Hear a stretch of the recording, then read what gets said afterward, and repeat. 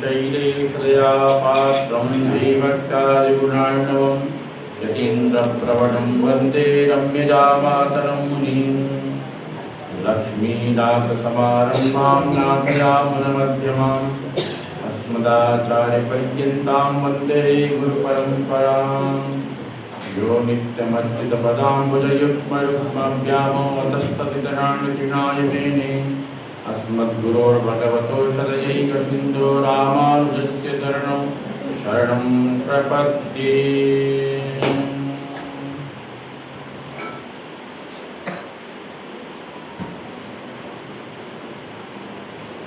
अनंत कोटि ब्रह्मांड नायक परब्रह्म परमात्मा श्रीदेवी भूदेवी सहित श्रीनिवास वेंकटेश भगवान की असीम अनुकंपा से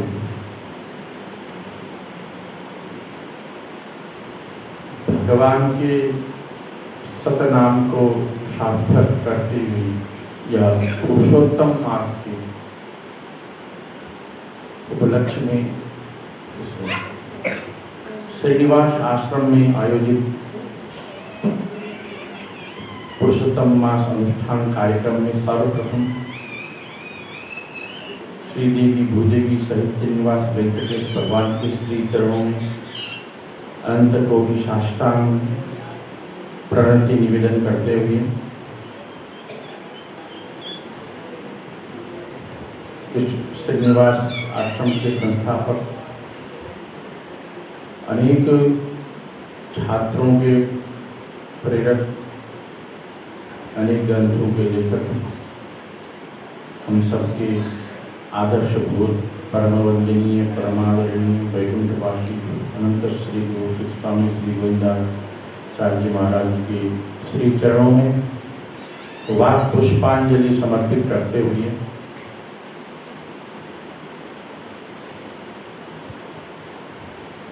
समस्त पूर्वाचार्यों को साष्टांग निवेदन करते हुए यहाँ उपस्थित सभी भक्त भागवत ब्रह्मचारी बटुगण आचार्यगण सभी को इस दास का यथा योग्य प्रणाम एवं अभिनंदन। जय श्रीमन्नारायण।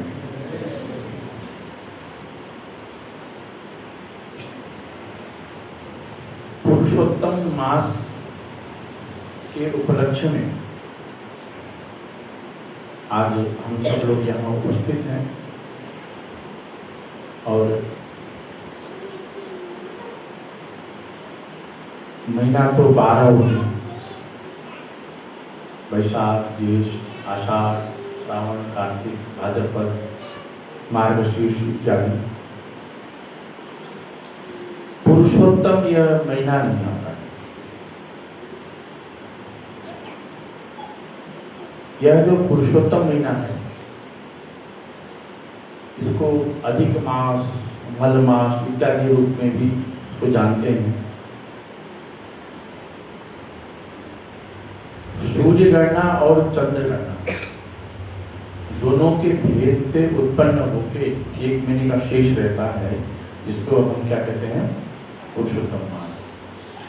तो इस पुरुषोत्तम मास में प्रायः हमारे सनातन धर्म में कोई भी मांगलिक कार्य नहीं करता, कोई भी शुभ कार्य नहीं किया जाता, कोई भी सकाम कार्य नहीं करते। तो यह जो मास है पुरुषोत्तम मास, अभी इसके महात्म्य बताएंगे। आज श्रीमद् भागवत कथा का महात्म्य पे चर्चा करेंगे। इसके उपरांत कल पुरुषोत्तम मास के महात्म्य पे चर्चा करेंगे। इसके महात्म्य में सब विषय आएगा कि यह जो पुरुषोत्तम मास है यह अत्यंत दुखित होकर जब लोग अवहेलना करते हैं तो दुख होता है। तो दुख के निवारण के लिए वह भगवान के पास पहुंचता है और भगवान उस पुरुषोत्तम जो मास है, जो मल मास है, अधिक मास है, उसको भगवान उस पर कृपा करते हैं, अनुग्रह करते हैं और स्वयं का जो पुरुषोत्तम नाम है उस मल मास को प्रदान करते हैं। जब मल मास से यह नाम पुरुषोत्तम मास हो गया। उसमें जो अवगुण थे, जो उसमें अमंगल था, वह अमंगल भगवान के नामकरण करने से वह मंगल हो गया, और इतना मंगल हो गया कि सबसे श्रेष्ठ हो गया।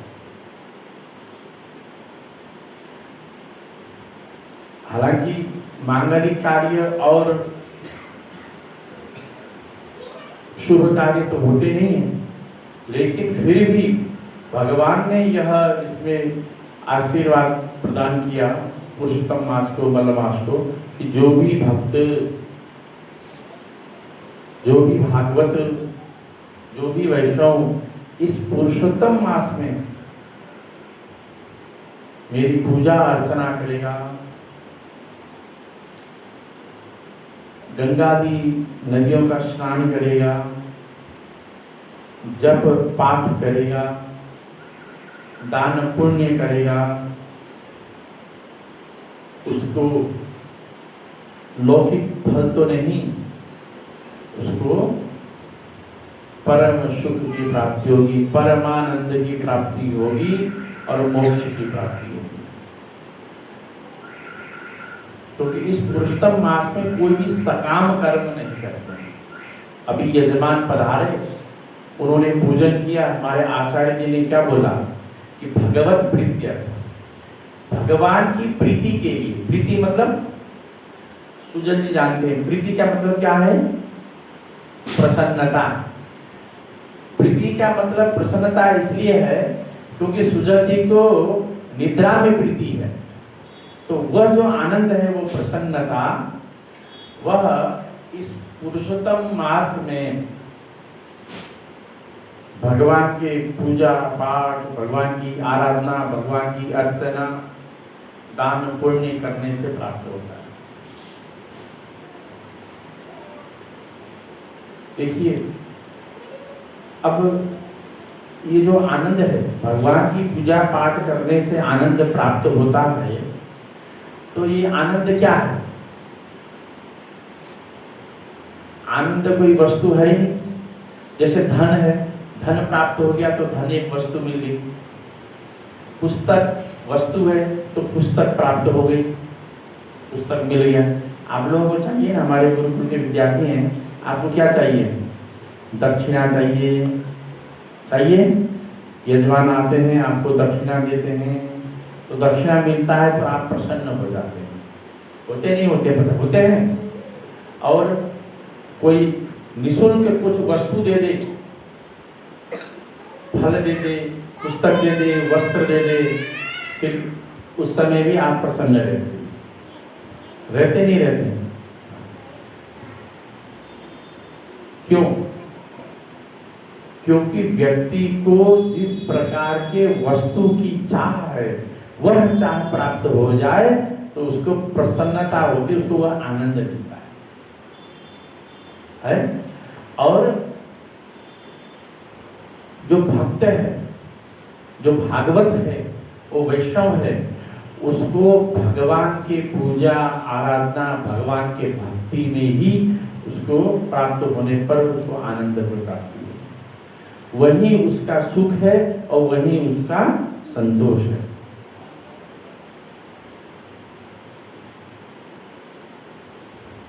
अब भगवान की जो पूजा है, भगवान की जो भक्ति है, वह भक्ति जो रसास्वादन करेगा उसी को ही पता चलेगा कि यह मीठा है, नमकीन है, खट्टा है? कोई वस्तु हमने कोई पढ़कर मिठाई की दुकान में गए, सेवाराम जी और गंगाराम जी मिठाई की दुकान में गए और कोई नई वस्तु आपने देखा, अब खाने की इच्छा हुई, लेकिन जब तक आपने उसको चखा नहीं, तब तक आपको ये ज्ञान नहीं हुआ कि यह खट्टी है, मीठी है, कड़वी है। तो सबसे पहले उस वस्तु का जब आप रसास्वादन करेंगे तब आपको ज्ञान होगा। वैसे ही भक्ति का जो रसास्वादन करता है वही भक्ति का फल रूप आनंद प्राप्त करता है।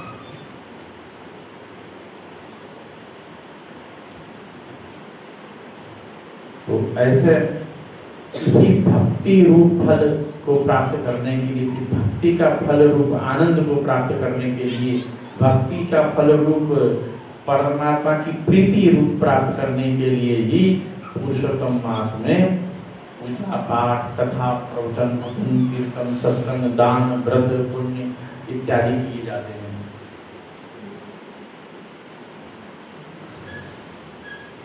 आप लोगों को नींद आ रही है, बोर हो, क्योंकि मेरे पास तो भजन नहीं है न मेरे पास संगीत है।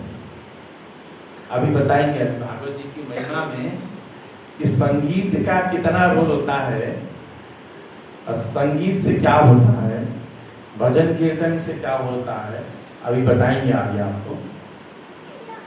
तो यह जो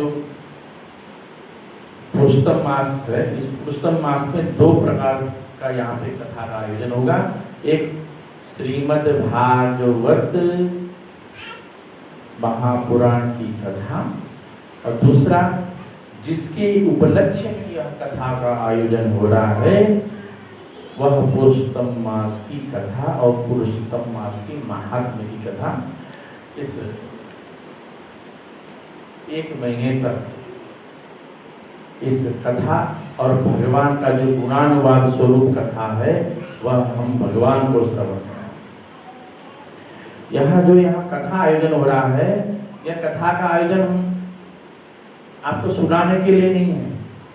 मैं प्रवचन करता हूँ, मैं वक्ता हूँ, आप श्रोता हैं, इसलिए नहीं है।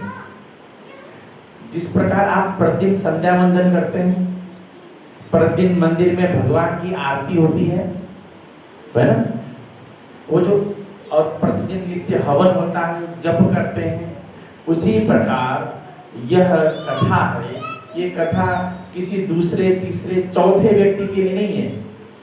यह कथा भगवान के लिए, अपनी प्रीति और भगवत प्रीति।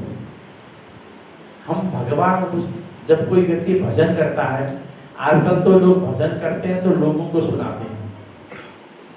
अच्छा अच्छा माइक चाहिए, अच्छे अच्छे कलाकार चाहिए, अच्छे अच्छे वाद्य यंत्र चाहिए, एक से एक। लेकिन जब भगवान को सुनाना हो तो न आपको किसी वाद्य यंत्र की जरूरत है, न किसी अच्छे स्वर की जरूरत है, न अच्छे संगीत की जरूरत है। अब केवल एक ही वस्तु की जरूरत है, वो है भाव।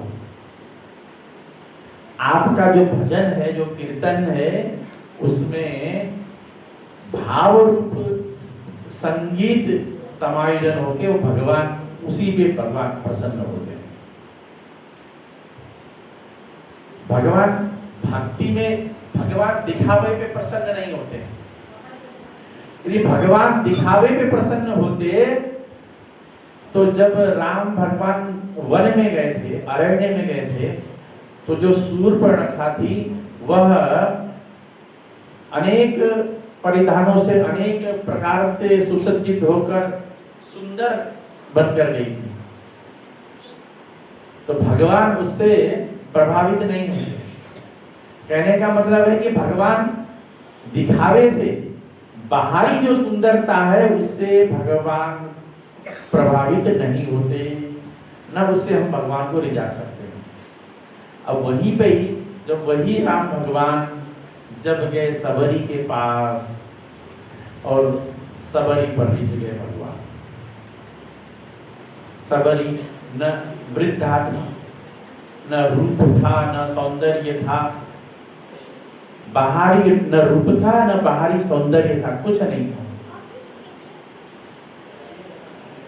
लेकिन भगवान ने, वाल्मीकि रामायण में आता है, उनको बोलते गजगामिनी, भामिनी, जो ऐसे सौंदर्य रस में जो शब्द प्रयुक्त होते हैं वो शब्द भगवान ने सबरी के लिए प्रयुक्त किए।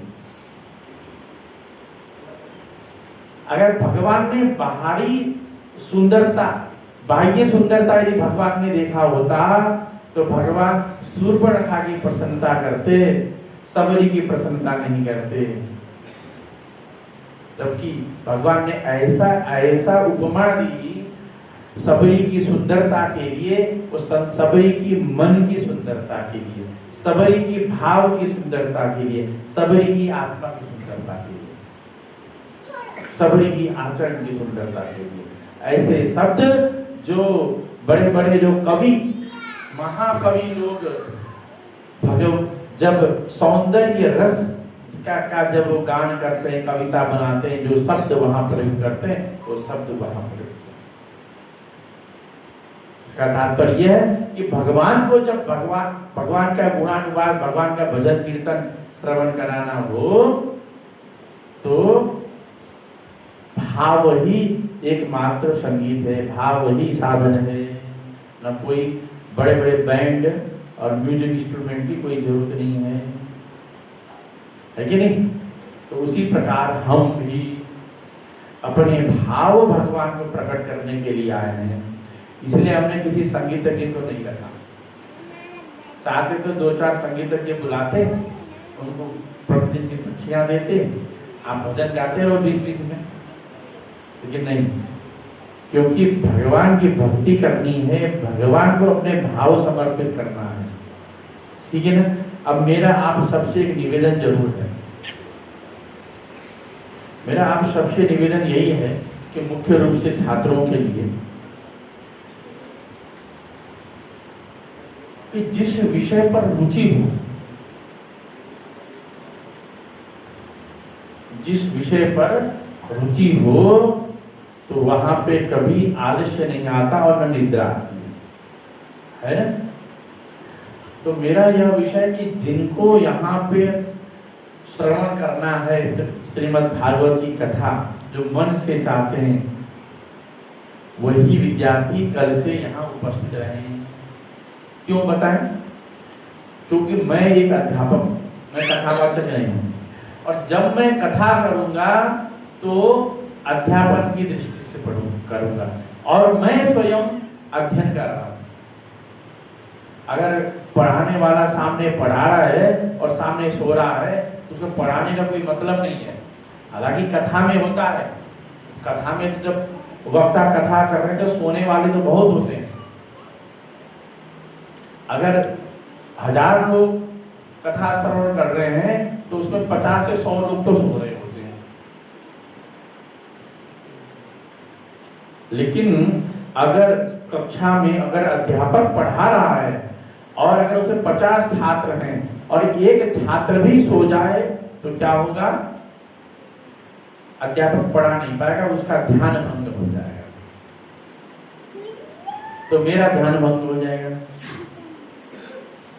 और वैसे भी ये मेरा प्रथम अवसर है कि इस प्रकार से 30 दिन तक लगातार, 7 दिन की बात तो बहुत दूर है, 30 दिन की बात तो बहुत दूर है, मैंने 7 दिन की न कोई कथा सुनी है और न कथा सुनाई।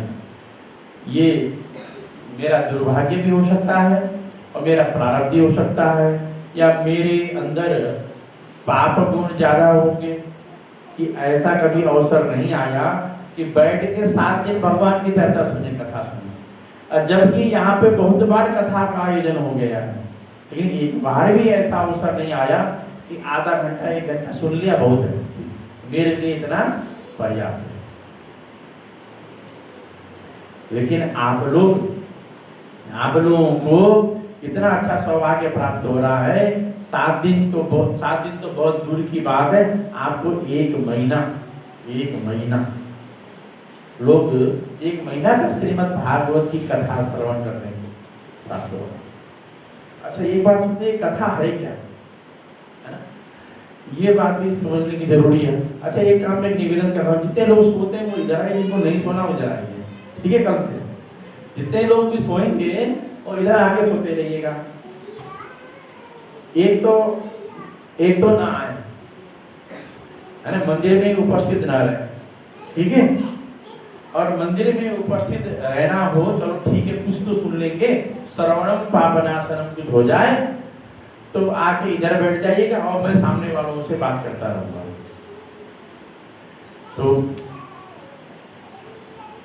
तो अब हमें ये समझना है कि कथा है क्या। इसका नाम है श्रीमद् भागवत। श्रीमद् भागवत। तो श्रीमद् का शब्द, श्रीमद् शब्द का क्या अर्थ है? श्री मतलब लक्ष्मी जी। श्री मतलब, श्री का अर्थ क्या है? लक्ष्मी जी। मत शब्द का अर्थ होता है वाला। क्या अर्थ होता है? वाला। अगर कोई पुल्लिंग होगा तो उसको बोलेंगे श्रीमान। कोई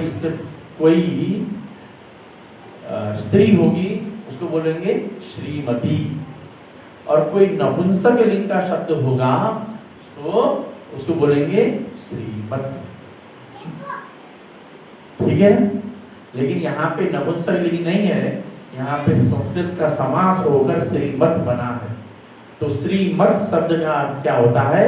श्री संपन्न, श्री से युक्त। श्री के बहुत सारे अर्थ हैं। श्री मतलब भगवती लक्ष्मी जी, श्री मतलब ऐश्वर्य, श्री मतलब सुख, श्री मतलब शांति, श्री मतलब संपन्नता। श्री शब्द के बहुत सारे अर्थ हैं।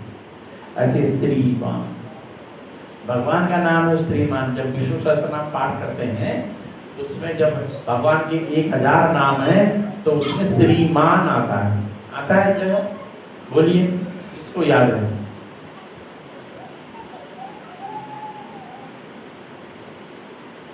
है ना, ध्यान रखिए, श्रीमान शब्द आता है। तो श्रीमान शब्द का है ना, तो वो है श्रीमान, श्री से संपन्न। और भागवत शब्द का क्या अर्थ है? भागवत शब्द का अर्थ है भगवता प्रोक्तम भागवतम। क्या? भगवता प्रोक्तम भागवतम। भगवान ने उच्चारण किया, भगवान ने जिसको कहा वह भागवत। तो ये जो कथा है श्रीमद् भागवत महापुराण, ये किसने कही है बताइए? कोई जानता है? आप सब लोग कथा सुने है ना? हाँ बताइए। सुखदेव जी ने कथा कही। और बताएं जरा मेरे। हाँ जी, शंकर भगवान ने 2। और सुखदेव जी तो शंकर भगवान के रूप है। हाँ जी, सनक आदि नहीं बताया। बिल्कुल सही बात है, कोई उत्तर गलत नहीं है। और बताइए।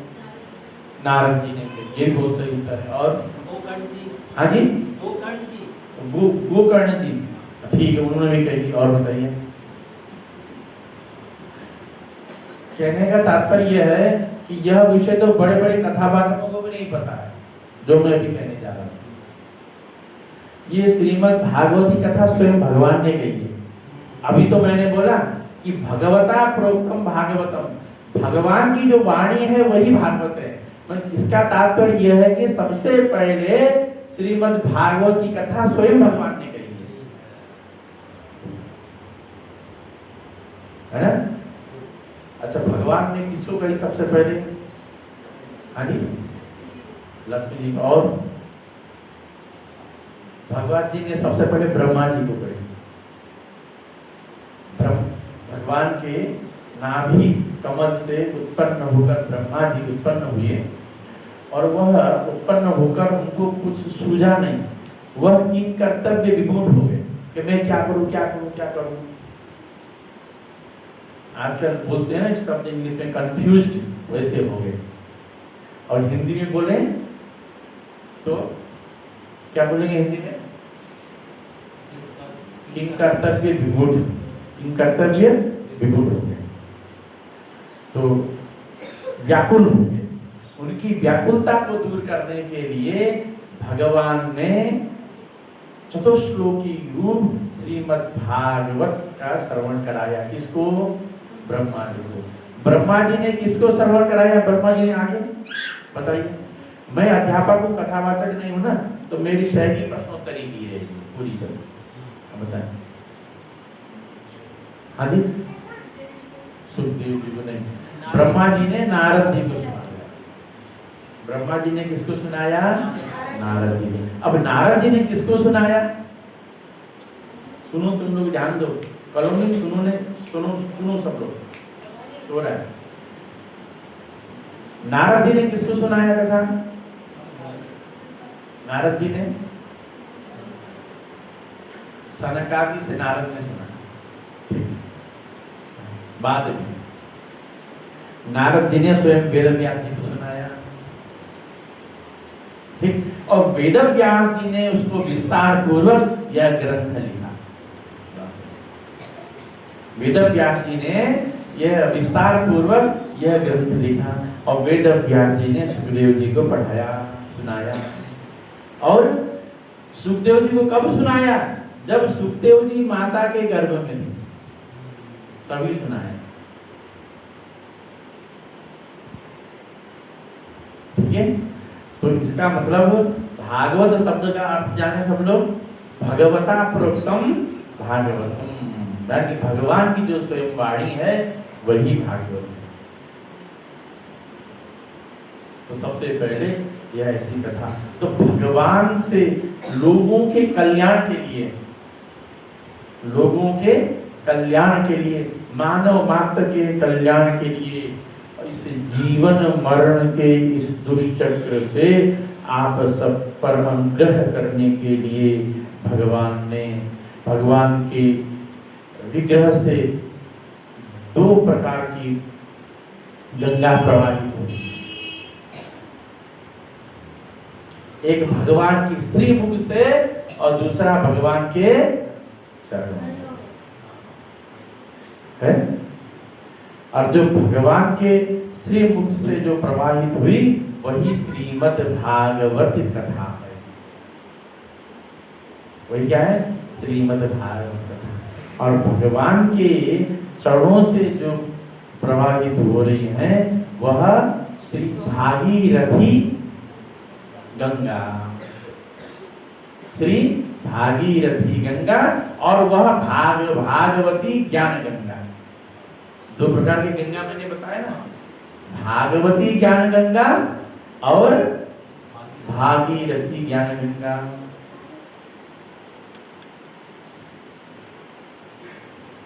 तो 2 प्रकार के यह भगवान के द्वारा हम सब पर अनुग्रह करने के लिए इस पृथ्वी पर धराधाम पर विराजमान है।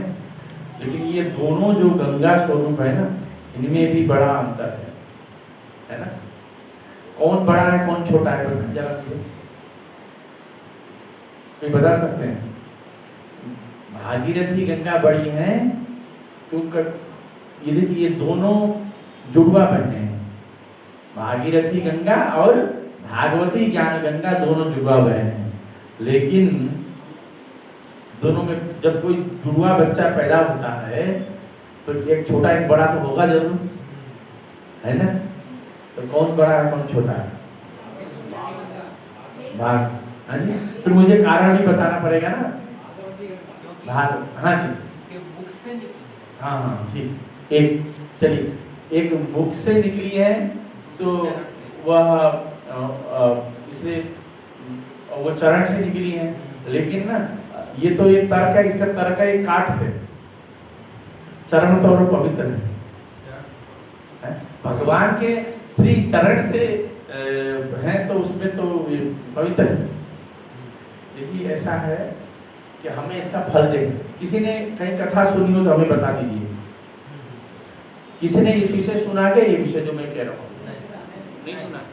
पता है तो पहले बताइए पहला, फिर मैं उसको स्पष्टीकरण करूँगा। हाँ बताएं। गंगा को जो है मतलब वृद्ध से वृद्ध व्यक्ति पा सकता है। हाँ, उस गंगा में जाने के लिए वो समर्थ नहीं होता। बहुत अच्छा। देखिए ऐसा है, सबसे पहला विषय है ये जो भागवती कथा है ना, ये सब सरल है। ये श्रीनिवास आश्रम में बैठ के भी श्रवण किया जा सकता है, हरिद्वार में बैठ के भी श्रवण किया जा सकता है, हैं? इस भागवती गंगा का जो रस पान कर सकते हैं, ये हम कहीं भी बैठ कर रस पान कर सकते हैं। इसको हम बद्रिकाश्रम में भी रस पान करेंगे अभी शीघ्र ही, 1 जून से। तो यह हम जहाँ चाहें वहाँ जाकर हम इसको प्राप्त कर सकते हैं, है ना। सर्व सुलभ है, सर्व सरल है। लेकिन जो भागीरथी गंगा है उसके लिए तो हमें कहाँ जाना पड़ेगा? गंगा जी जाना पड़ेगा पहला। ठीक, जो सो रहे हैं उठ के जाओ, ठीक है, जो सो रहे हैं उठ के जाओ। मैं 5 गिन रहा हूँ, जाओ। 1 2 3 4 5। अब तो पहला अंतर सबने आपने जाना। तो दूसरा अंतर यह है कि अगर हम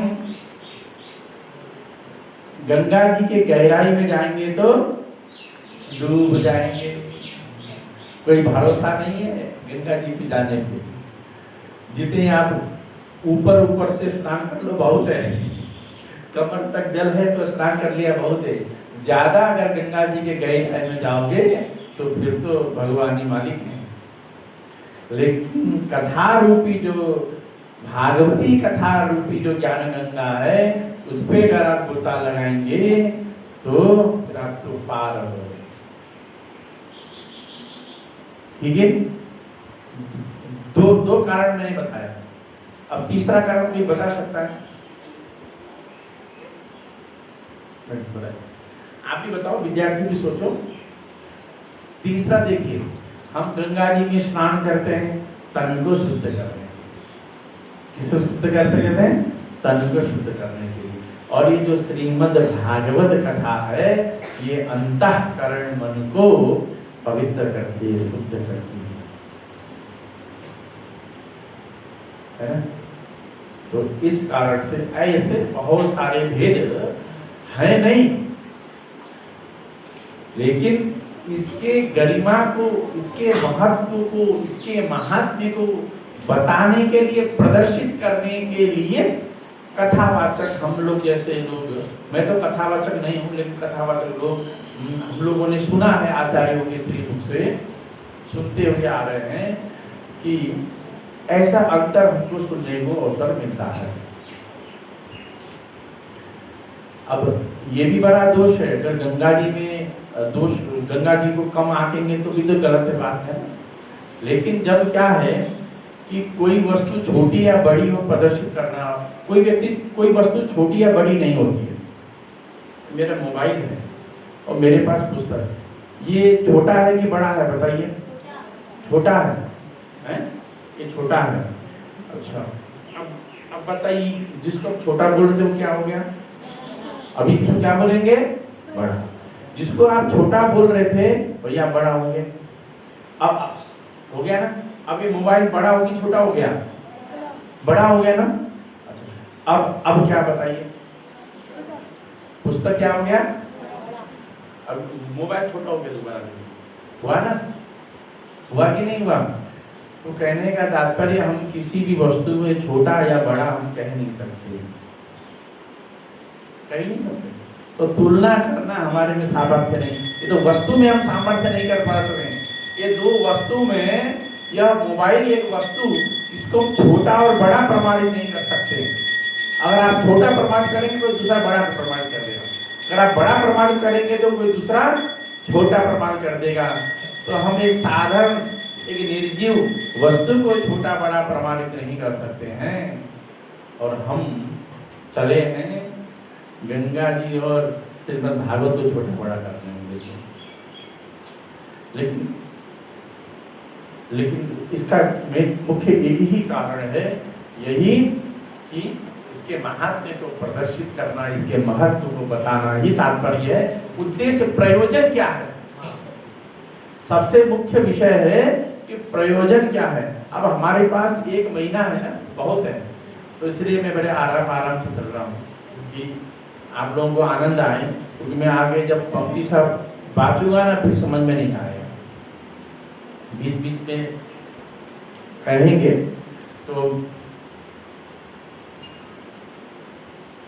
ऐसी जो श्रीमद् भागवत कथा है, ऐसी श्रीमद् भागवत कथा का हम रसास्वादन यहाँ पे कर रहे हैं। और सबसे पहले कोई भी विषय हम लेते हैं तो 4 चीज जानना जरूरी है। कोई भी वस्तु के या ज्ञान के जो विषय हैं, उस ज्ञान में 4 वस्तु का होना बहुत ही जरूरी है। और जिसको हम क्या बोलते हैं धर्मराज जी? अनुबंध चतुष्टय। क्या बोलते हैं? अनुबंध चतुष्टय। कितने लोग जानते हैं विद्यार्थी लोग अनुबंध चतुष्टय क्या क्या है?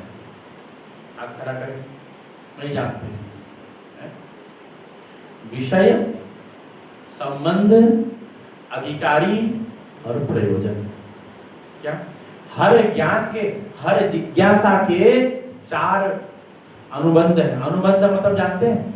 अनुबंध का दूसरी भाषा में यदि रूपांतर करें या दूसरे अर्थ में या दूसरे शब्द में रूपांतर करें तो क्या कहा जाएगा अनुबंध को? शर्त। क्या कहेंगे? शर्त। अनुबंध मतलब शर्त। ठीक है ना?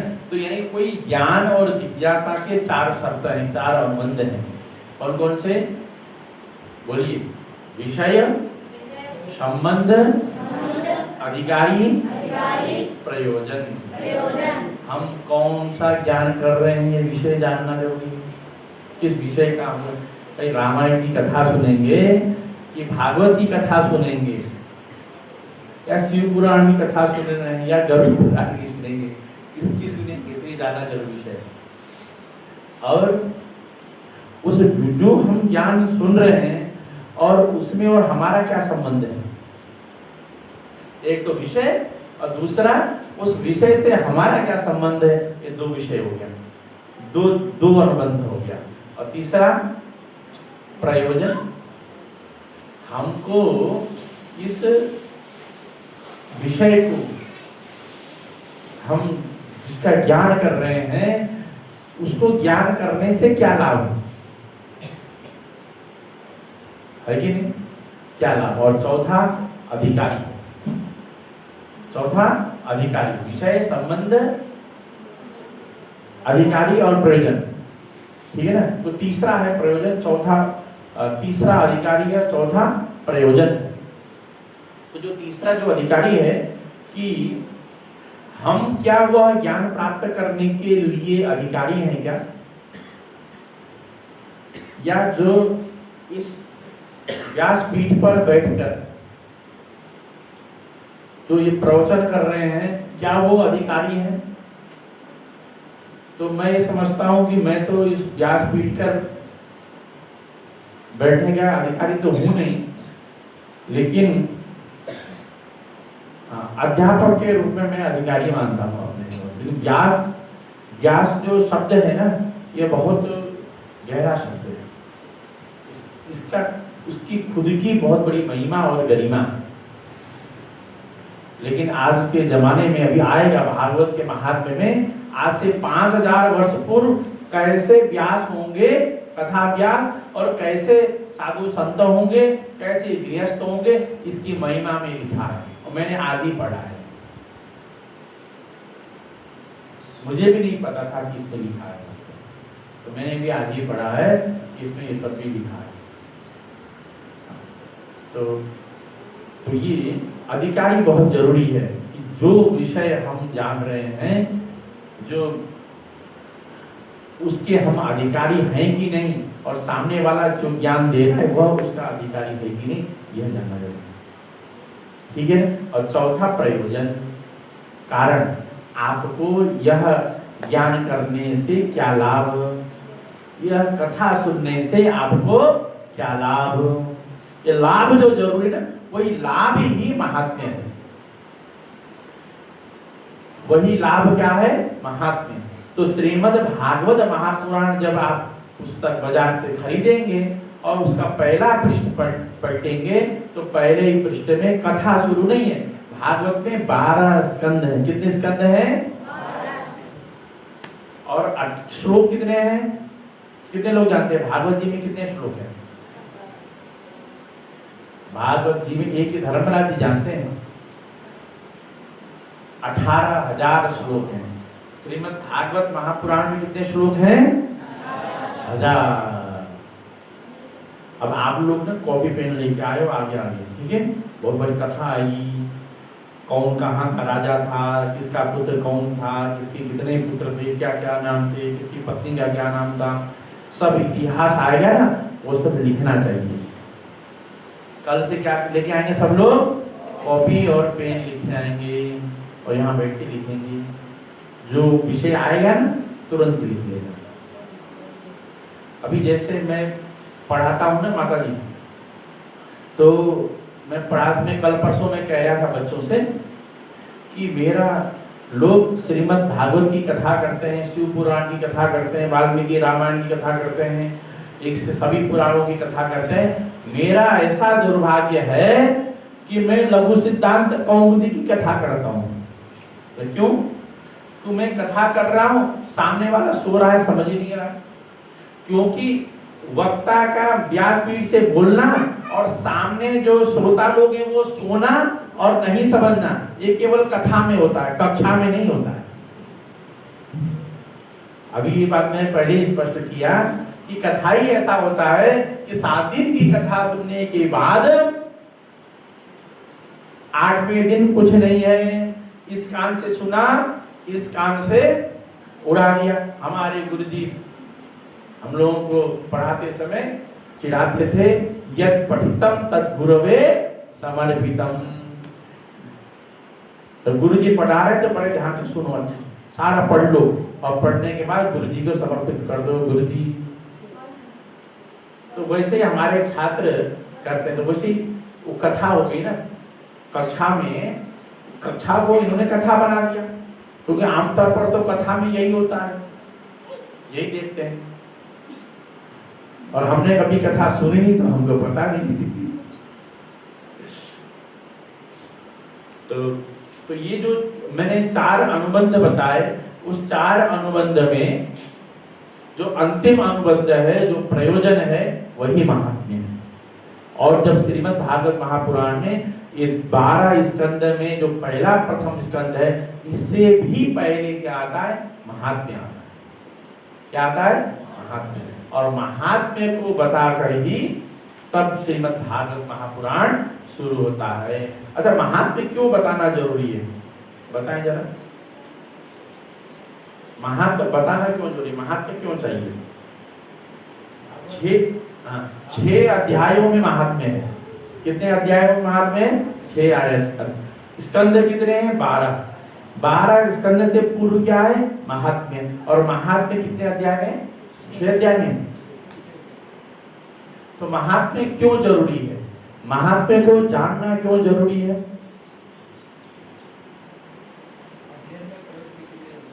बिल्कुल, जब तक हम किसी विषय के महत्व को नहीं जानेंगे, तब तक उसमें हमारी प्रवृत्ति नहीं होगी।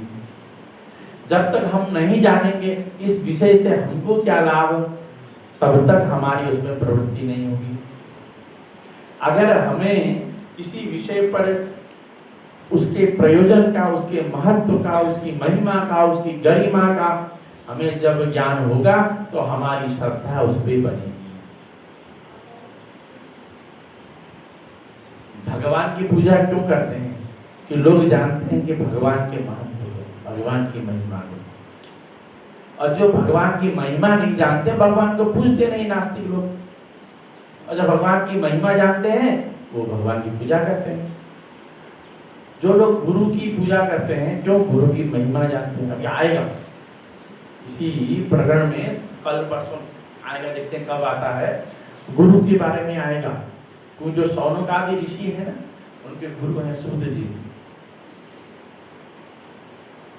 तो जो गुरु के महत्व को जानता है, अज्ञानतिमिरान्धस्य ज्ञानांजन शलाकया चक्षुः उन्मीलितं येन तस्मै श्री गुरवे नमः। गुरु शब्द का क्या अर्थ है?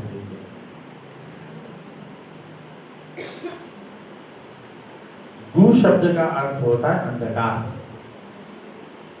और रु शब्द का अर्थ होता है निवर्तन करना, प्रकाश करना। ठीक है ना? जो अंधकार से प्रकाश की ओर ले जाए, उसी को ही हम गुरु कहते हैं। अभी यहाँ पे आएगा सौनक जी कहेंगे आगे, अज्ञानत्वान विध्वंसा कोटि सूर्य समप्रभा सूताख्याहि कथासारम मम कर्ण रसायनम। कि ये जो अज्ञान रूपी ध्वंत, ध्वंत मतलब अंधेरा, इसको विध्वंस करने के लिए करोड़ों सूर्य की किरणें के समान जो कथा है, यानी कोटि सूर्य, एक दो सूर्य नहीं, कई करोड़ सूर्य की समान जिसकी प्रभा है, जिसका प्रकाश है, ऐसी कथा का मुझे रसपान कराइए बोल के ऐसा सौनक जी अभी प्रसंग आएगा। तो अब हम चल रहे थे गुरु शब्द के ऊपर, चर्चा करेंगे गुरु शब्द के ऊपर आइए। तो जिस पे हमारी श्रद्धा हो तभी हम, है ना, जिसका हम महत्व जानेंगे उसी पे श्रद्धा होगी। ठीक है, तो इसीलिए अब सबसे पहले श्रीमद् भागवत का जो महात्म्य है, महात्म्य का प्रारंभ शुरू करते हैं। ओम नमो भगवते वासुदेवाय। ओम सच्चिदानंद रूपाय विश्वोत्पत्त्यादि हेतवे तापत्रय विनाशाय श्रीकृष्णाय वयं नुमः। यं प्रव्रजन्तमनुपेतमपेतकृत्यं द्वैपायनो विरहकातराजुहावं पुत्रेति तन्मयतया सर्वोऽभिनेदुस्तं सर्वभूतहृदयं मुनिमानतोऽस्मि। ये जो दो श्लोक हैं, ये दो श्लोक श्रीमद् भागवत महापुराण की जो महात्म्य है उसका मंगलाचरण है ना। ये श्लोक सब लोग जानते हैं, सब लोग साथ में बोलिए। सच्चिदानंद रूपाय विश्वोत्पत्त्यादि हेतवे तापत्रय विनाशाय श्रीकृष्णाय वयं नमः। तो इस मंगलाचरण से प्रारंभ करके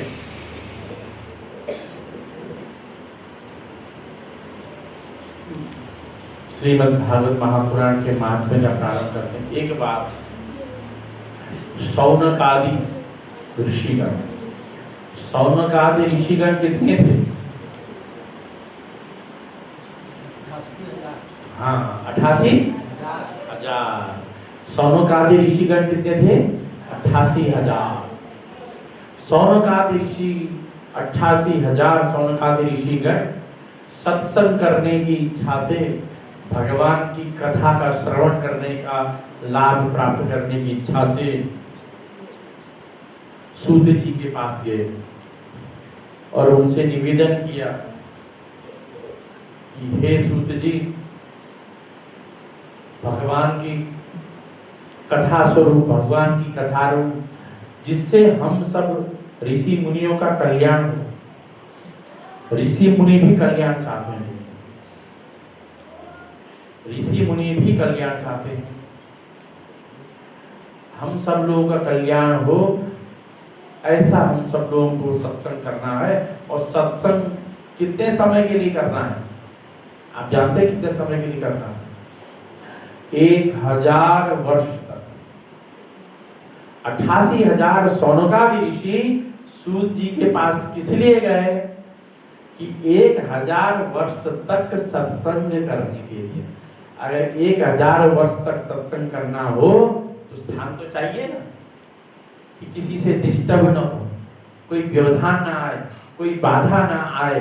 तो 1000 वर्ष तक सत्संग करने के लिए जगह के लिए ब्रह्मा जी के पास निवेदन किया। इन्होंने सूत जी और शौनकादि ऋषियों ने। तो ब्रह्मा जी ने सबसे पहले इस विषय को निर्णय करने के लिए एक चक्र घुमाया, चक्र पृथ्वी पर छोड़ दिया, उसी चक्र को बोलते हैं नेमी। क्या बोलते हैं? नेमी। और वो चक्र जाके एक जंगल में जाके स्थापित है। ठीक है, तो इसीलिए जहां स्थापित हो गया उसको बोलते हैं नैमिष। क्या बोलते हैं? नैमिष। और आगे शब्द क्या है? अरण्य। क्या शब्द है? अरण्य। अरण्य शब्द का क्या अर्थ होता है? अरण्य शब्द का क्या अर्थ है? बोलो। वन, जंगल। जिस जंगल में नैमिष जाके गिर गया है, नेमी चक्र जाके गिर गया है, उस जगह का नाम क्या पड़ गया? नैमिषारण्य। और नैमिषारण्य जगह जानते कहाँ पे है? लखनऊ के पास है? सीतापुर जिले के में पड़ता है। तो नैमिषारण्य, तो नैमिषारण्य पे सब ऋषि पहुंचे और सभी ने सूर्य जी को नमस्कार करके पूछा। सौनक जी ने पूछा, अज्ञानध्वान विध्वंस कोटि सूर्य समप्रभ श्रोताख्याहि कथासारम मम कर्णरसायनम। अज्ञान रूप जो अंधकार है, उस अंधकार को नाश करने के लिए, अंधकार का नाश किससे होता है? प्रकाश से। तो यहाँ प्रकाश, एक ट्यूबलाइट की प्रकाश की चर्चा नहीं हो रही है, या दीपक की प्रकाश की चर्चा हो रही है, न यहाँ पे सूरज की, अपितु कई कोटि सूर्य के समान प्रभा वाली कथा का प्रकाश। एक दो सूर्य के समान नहीं, अपितु कोटि सूर्य समप्रभ।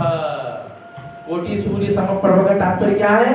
करोड़ों सूर्य के समान प्रकाश हो, ऐसा जो कथा है उसकी महिमा बताई। ऐसी कथा का जो सार हमें श्रवण कराए।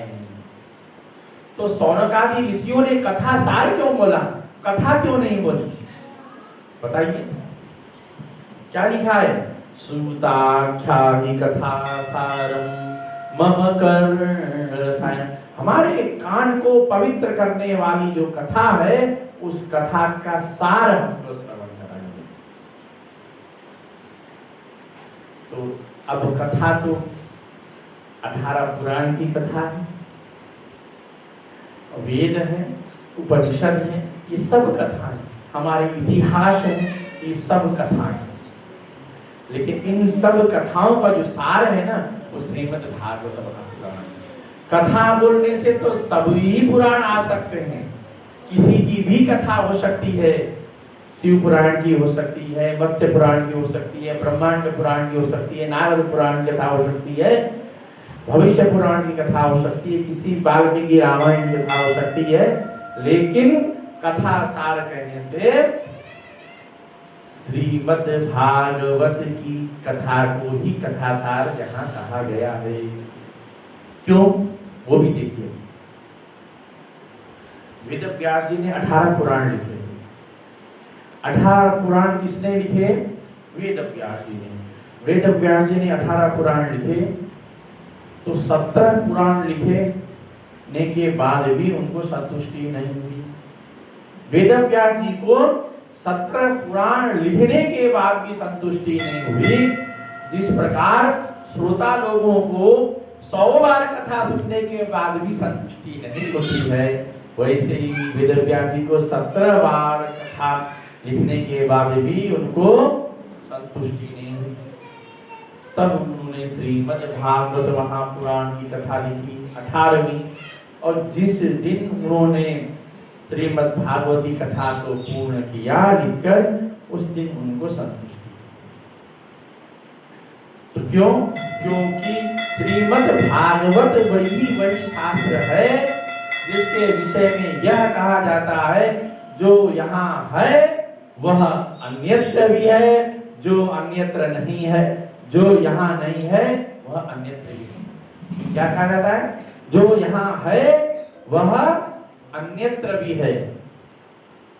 जो ज्ञान श्रीमद् भागवत महापुराण में है वह ज्ञान अन्य पुराणों में भी प्राप्त हो सकता है, लेकिन जो ज्ञान श्रीमद् भागवत पुराण में भी नहीं है वह अन्यत्र भी नहीं। इसके लिए कुछ श्लोक है। यद इह अस्ति तद अन्यत्र, यदि यहाँ अस्ति तद अन्यत्र, यद नेहास्ति न कुत्रचित्। यद इह अस्ति, जो यहाँ है इस श्रीमद् भागवत महापुराण में है वह अन्य पुराणों में भी प्राप्त हो सकता है, अन्य शास्त्रों में भी प्राप्त हो सकता है, लेकिन जो श्रीमद् भागवत महापुराण में नहीं है वो ज्ञान अन्य किसी पुराण शास्त्र में भी नहीं है। ऐसी महिमा श्रीमद् भागवत की गई है, इसलिए इसको क्या बोला गया है? कथा सार।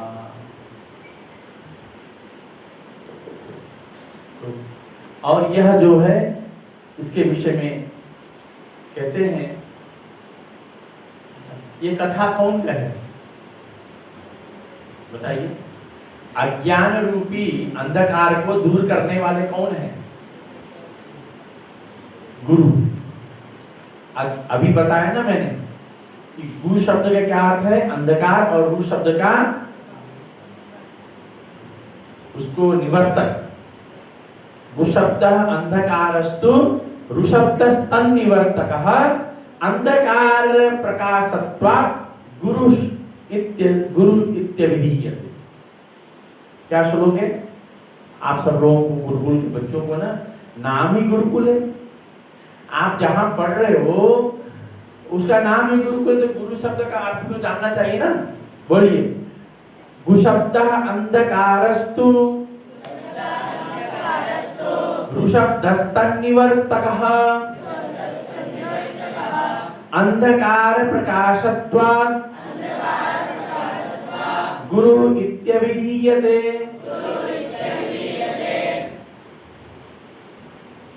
क्योंकि अंधकार से जो प्रकाश की ओर ले जाए ज्ञान रूप, इसीलिए सौनक आदि ऋषियों ने सूत जी को गुरु जी बोल के पढ़ा। सूत जी को गुरु मानकर प्रणाम किया है। और हमारी संस्कृति में भी क्या है? गुरु शुश्रूषया सेवा है, गुरु शुश्रूषया विद्या। विद्या का अध्ययन कैसे हो सकता है? विद्या का अध्ययन 3 प्रकार से हो सकता है? गुरु शुश्रूषया विद्या अथवा पौष्कल धनेन च। गुरु शुश्रूषया विद्या पौष्कल धनेन च, ऐसा कुछ है, ध्यान में नहीं आ रहा है। अथवा विद्या विद्या चतुर्थी न संभवती, ऐसा कुछ है। श्लोक मेरे को प्रॉपर कंठस्थ नहीं है, याद में नहीं आ रहा है। यानी कि 3 प्रकार से विद्या ज्ञान अर्जित किया जा सकता है। पहला ज्ञान कि गुरु की सेवा करके, गुरु शुश्रूषया विद्या, श्रद्धा के साथ में गुरु से ज्ञान प्राप्त कर सकते हैं। और दूसरा है अथवा पुष्कल मतलब पर्याप्त धन देकर, जैसा आजकल पब्लिक स्कूलों में पढ़ाया जाता है। क्या होता है? फीस भरते हैं 4000 रुपए महीना, फिर बच्चा स्कूल जाता है, पढ़ के आता है, तब डॉक्टर इंजीनियर बनता है ना। तो दूसरी धन से खरीद कर विद्या जो प्राप्त की जाती है वह, अथवा विद्या एक विद्या के द्वारा विद्या प्राप्त करना। जैसे मुझे खाना बनाना नहीं आता,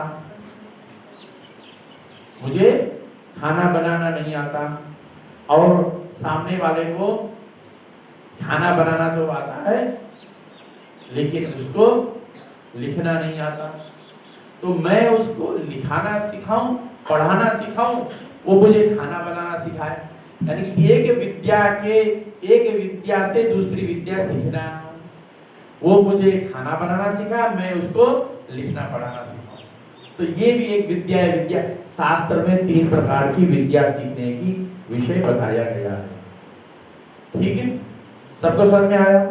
तो गुरु ही ऐसे हैं कि जो अंधकार से प्रकाश की ओर लेके जाते हैं। अब आप लोग एक दोहा चौपाई भी जानते हैं ना, गुरु गोविंद दोनों खरे काके लागू पाए, आगे बलिहारी गुरु आपकी गोविंद दियो बताए। अब एक इसके विषय में मैं स्पष्ट करने के लिए काकभूषुंडी जी कथा सबको पता है। काकभूषुंडी जी पूर्व जन्म में अयोध्या जी में एक ब्राह्मण थे। जिन काकभूषुंडी जी ने भगवान श्री राम की कथा श्रवण कराई, खुद भगवान शंकर हंस के रूप में रूप धारण करके काकभूषुंडी के श्री मुख से श्री राम कथा श्रवण करते हैं। ऐसे काकभूषुंडी आप सुनिए। काकभूषुंडी का नाम तो भूषुंडी है, लेकिन काक मतलब कौवे का रूप था। काकभूषुंडी जी का रूप क्या था? कौवे का। और वो राम जी के परम भक्त थे और राम जी की कथा श्रवण कराते थे लोगों को। और उनकी कथा इतनी सुंदर कथा करते थे, स्वयं भगवान शंकर कैलाश से छिपते हुए हंस का रूप बदलकर श्री राम की कथा श्रवण कर रहे थे। ऐसे काकभूषुंडी पूर्व जन्म में क्या थे? अयोध्या जी में एक ब्राह्मण थे। और अयोध्या जी में ब्राह्मण थे लेकिन शिव जी के परम भक्त थे, परम शैव थे। शिव जी के तो परम भक्त थे लेकिन विष्णु जी के द्रोही थे, परम वैष्णव द्रोही थे। आजकल देखते हैं ना, जो शिव भक्त है वो वैष्णव नहीं है, जो वैष्णव है वो शिव नहीं है। तो उस विष्णु जी का, राम जी का नाम सुनने भी वो कान पकड़ लेते थे। ऐसे ही उनको विष्णु जी से, नारायण जी से, राम जी से उनको द्रोह था। और जबकि काकभूषुंडी के जो गुरु जी थे वो राम भक्त थे। क्या थे? राम भक्त थे और राम जी की स्तुति करते थे, राम जी की पूजा करते थे। अब गुरुजी राम जी की पूजा कर रहे हैं, स्तुति कर रहे हैं, बोल के जो शिष्य काकभूषुंडी उन्होंने गुरुद्रोह कर दिया, गुरु जी का अपमान कर दिया।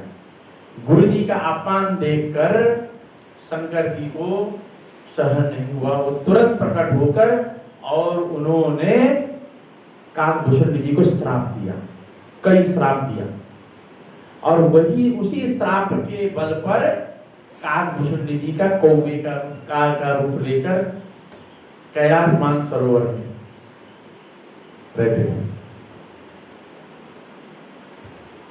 लेकिन जिस गुरु के विरोध करने में उनको श्राप मिला, जिन गुरु का वो विरोध कर रहे थे, वही गुरु ही भगवान शंकर से प्रार्थना करते हैं कि ये मेरा शिष्य है, भले इसने मेरा अपराध किया हो, मेरा अपचार किया हो, मुझे बुरा भला कहा हो, लेकिन है तो ये मेरा शिष्य, कृपया इसको क्षमा दान दे दीजिए।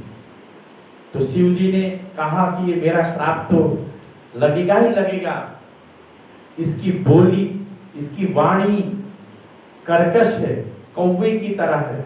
कौवा काव काव करता है ना, कर्कश आवाज आती है, तो इसलिए शंकर जी ने उसको कौवे का रूप बनने का उसको श्राप दिया था।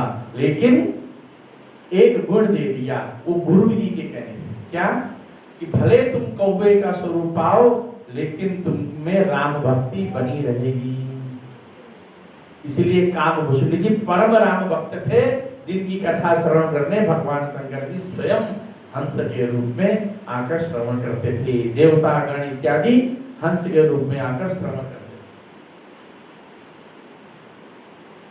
तो ये है गुरु की महिमा, क्योंकि जो गुरु होता है वो कभी आपका अहित नहीं चाहता। आप सबके हम गुरु हैं, आपका हम भला चाहेंगे या अहित चाहेंगे? भला, हित चाहेंगे आप सबका, है ना? हित चाहेंगे नहीं चाहेंगे? एक श्लोक है, पुत्र और शिष्य समान है। जो भाव गुरु पुत्र में देखता है वही भाव शिष्य में भी देखता है। गुरु के लिए जिस प्रकार पिता और पुत्र का संबंध होता है उसी प्रकार गुरु और शिष्य का संबंध है। जिस भाव में आप अपने पिताजी को देखते हैं उससे और दुगने भाव आपको अपने गुरु के प्रति देखना चाहिए। जो भाव आपके पिता के प्रति है, जो सम्मान, जो आदर, जो निष्ठा, वही निष्ठा आपकी गुरु के प्रति होनी चाहिए। क्योंकि जो गुरु होता है, जो पिता होता है, उसमें एक श्लोक आता है, जो पुत्र होता है वह, जो पिता होता है वह सबको जीतना चाहता है। सर्वम इच्छति पुत्रम, ऐसा कुछ है। और सर्वम इच्छति जयः, सर्वम जयमिच्छति सर्वम, ऐसा कुछ श्लोक है। और पुत्रमिच्छति पराजय, कि पिता सबसे जीतना चाहता है लेकिन पुत्र से पराजय चाहता है। पिता और गुरु चाहता है कि मेरा जो पुत्र है, वो शिष्य है, वो मेरे से दुगना उसका ज्ञान बढ़े, मान सम्मान हो, प्रतिष्ठा हो। यह कौन चाहता है? गुरु चाहता है और पिता चाहता है। पुत्र के प्रति पिता चाहता है और शिष्य के प्रति गुरु चाहता है। आपका मित्र नहीं चाहता है। मित्र तो ये चाहता है कि एक दो मित्र हैं, एक मित्र ने अधिक अंक प्राप्त कर लिया तो दूसरे मित्र में ईर्ष्या आ जाएगी, जलन आ जाएगी। लेकिन पिता और गुरु यदि शिष्य से आगे बढ़ जाएं, क्षमा करें, शिष्य और पुत्र पिता और गुरु से आगे बढ़े तो पिता और गुरु को प्रसन्नता ही होगी। ये है गुरु, है ना? आप हमसे पढ़कर बहुत आगे जाओगे तो हमें प्रसन्नता होगी। जितना मैं जानता हूँ उससे भी ज्यादा आप जानोगे, उससे भी ज्यादा आप आगे बढ़ोगे, उससे ज्यादा आप समाज में मान सम्मान पद प्रतिष्ठा पाओगे तो वो प्रसन्नता मुझे ज्यादा होगी। ऐसा भी है, हमने जिनको पढ़ाया आज हमसे भी ज्यादा विद्वान है और समाज में उनकी प्रतिष्ठा बहुत अच्छी है, तो ये इसकी प्रसन्नता स्वयं गुरु को होती है। तो वो होता है गुरु। तो ऐसे गुरु सूत जी सौनक आदि ऋषियों को कथा का श्रवण करा रहे हैं और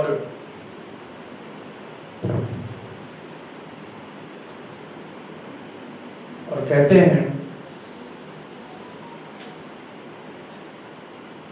कि भगवान की जो कथा है वो कथा का महत्व बताते हुए श्लोक कहते हैं गुरु के विषय में, चिंता मणिलोक सुखम सुरद्रु स्वर्ग संपदम प्रयच्छति गुरु प्रीतो वैकुंठम योगी दुर्लभम। जब किसी से कुछ प्राप्त करना हो तो हम क्या करते हैं? उसकी चापलूसी करते कि नहीं करते? जब हम किसी से कुछ प्राप्त करना है तो हम क्या चाहते हैं, क्या करते हैं? उसकी चापलूसी करते हैं। तो वैसे ही सौनक आदि ऋषि सूत जी की चापलूसी कर रहे हैं। वो कह रहे हैं चिंता मणिन लोक सुखम सुरद्रु स्वर्ग संपदम। एक चिंतामणि होती है, जानते हैं आप सब लोग? चिंतामणि जानते हैं? अच्छा, चिंतामणि नहीं जानते। कल्प वृक्ष जानते हैं? कल्प वृक्ष जानते हैं? कल्प वृक्ष क्या करता है? सबकी मनोकामना पूरी। जो आप कल्प वृक्ष के सामने या कल्प वृक्ष के नीचे रहकर जो भी व्यक्ति कुछ मांगेगा तो वो तुरंत प्रकट हो जाएगा। ठीक। और जो चिंतामणि है, चिंतामणि भी एक प्रकार की मणि है। उसके मणि के सामने बैठकर, वकील साहब, अगर आप चिंतामणि के सामने बैठकर यदि आप जो कुछ मांगेंगे वह आपको प्राप्त हो जाएगा। ये चिंतामणि यहाँ नहीं मिलते, स्वर्ग में होते हैं। तो चिंतामणि क्या देता है? चिंतामणि लोक सुख देता है। क्या देता है? लोक सुख, कि लौकिक सुख देता है। लोक में जो व्यक्ति को चाहिए, पिता को पुत्र चाहिए, धन चाहिए, परिवार चाहिए, नौकरी चाहिए, गाड़ी चाहिए, ये लोक सुख सबको चाहिए। ये कौन दे सकता है?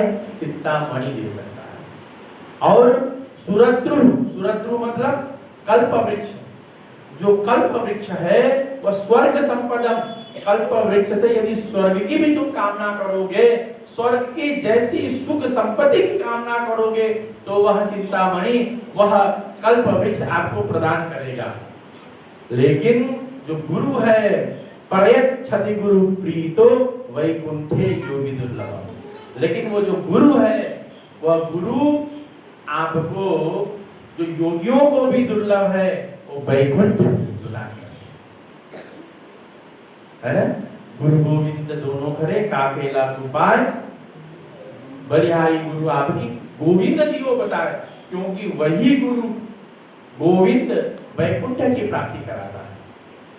तो इस प्रकार गुरु की भक्ति करके, गुरु की पूजा करके सौनकादि ऋषियों ने निवेदन किया सूत जी से कि आप हमको कथा सुनाएं। तो सौनक जी कहते हैं, प्रीति सौनक चित्ते ते यतो वच्मि विचार्य च सर्व सिद्धांत निष्पन्नम संसार भयनाशनम। सूत जी कहते हैं कि संसार रूपी भय को नाश करने का जो एकमात्र जो उपाय है वह श्रीमद् भागवत महापुराण की कथा है। प्रीति ही चित्ते, अपने चित्त, अपने मन में सुख पूर्वक, सरलता पूर्वक उसको सुनो, ऐसा बोल के सूत जी कहते हैं ये जो संसार है ना, ये संसार किसको कहते हैं बताइए? संसार किसको कहते हैं? संसार बताइए राठौड़ जी, आप बताइए संसार किसको कहते हैं? संसरति इति संसारा। निरुक्ति में, निरुक्त में संसार शब्द को क्या कहा गया है? संसरति इति संसार। जो संसरण करता रहता है, जो निकलता रहता है, वह संसार है। अब हमारा जीवन निकल रहा है, हमारी आयु निकल रही है, हम जरा को प्राप्त कर रहे हैं, हम बुढ़ापे को प्राप्त कर रहे हैं, हम नाश को प्राप्त हो रहे हैं। तो ये कहाँ होता है? केवल संसार में। और हमें किसी संसार का भय भी है। अब जब तक भय है तब तक भक्ति नहीं हो सकती। जब तक भय है तब तक भक्ति नहीं हो सकती है। लेकिन भय होना भी जरूरी है, क्योंकि लोग इस भगवान की पूजा क्यों करते हैं? लोग भगवान की पूजा क्यों करते हैं बताइए? कि लोग डरते हैं हमें कहीं नरक में नहीं जाना पड़े। लोग डरते हैं। लोग क्या डरते हैं? कि हमें कहीं नरक में नहीं जाना पड़े। जो कर्मचारी है वह किससे डरता है? अपने मालिक से डरता है। हमारे मालिक वो है, हम उनसे डरते हैं। तो भय भी होना बहुत जरूरी है। और जब तक भय नहीं होगा, भय के बिना भक्ति नहीं होगी। लेकिन जब भक्ति आ जाए तब भय का त्याग करना चाहिए। और उस भय का जो नाश हो सकता है वह भक्ति से ही हो सकता है। आगे अब भक्ति की ही कथा आएगी, भक्ति ज्ञान वैराग्य तीन के विषय में चर्चा करेंगे। तो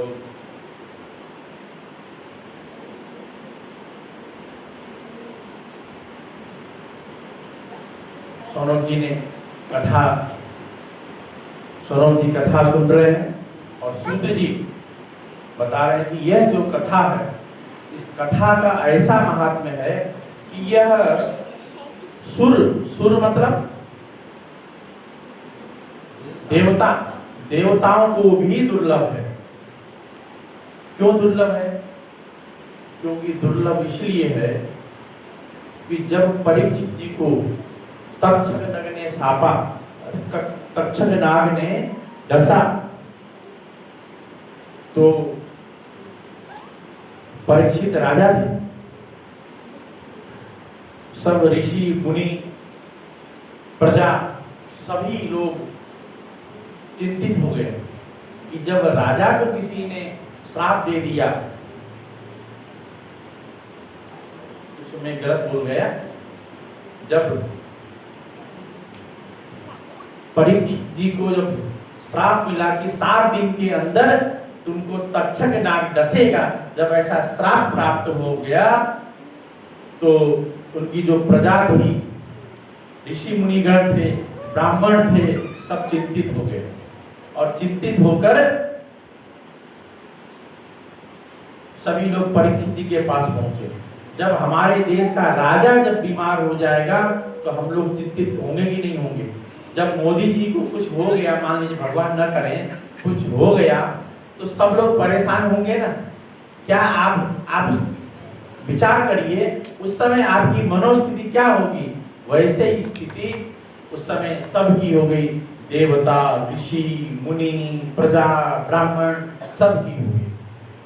सब एक आपस में चिंतन करने लगे। सुखदेव जी को पता चला, सुखदेव जी भी इस कष्ट को निवारण करने के लिए परीक्षित जी का जो भय है, मृत्यु से जो भय है, उस मृत्यु से भय को दूर करने के लिए सुखदेव जी परीक्षित जी के पास पहुंचे। जब सुखदेव जी परीक्षित जी के पास पहुंचे तो वहां पे देवता आ गए। कौन आ गए? देवता लोग अमृत का कलश लेकर पहुंचे और निवेदन करने लगे सुखदेव जी से, हे सुखदेव जी, आप अमृत का जो ये कलश है, इससे अमृत का पान कराइए सुखदेव जी को, और जो कथा रूपी जो अमृत है वह हमको पान कराइए। देवताओं को क्या बोलते हैं? स्वकार्य कुशला बोलते हैं। क्या बोलते हैं? स्वकार्य कुशला, अपने कार्य करने में कुशल, अपना काम बनाने में कुशल।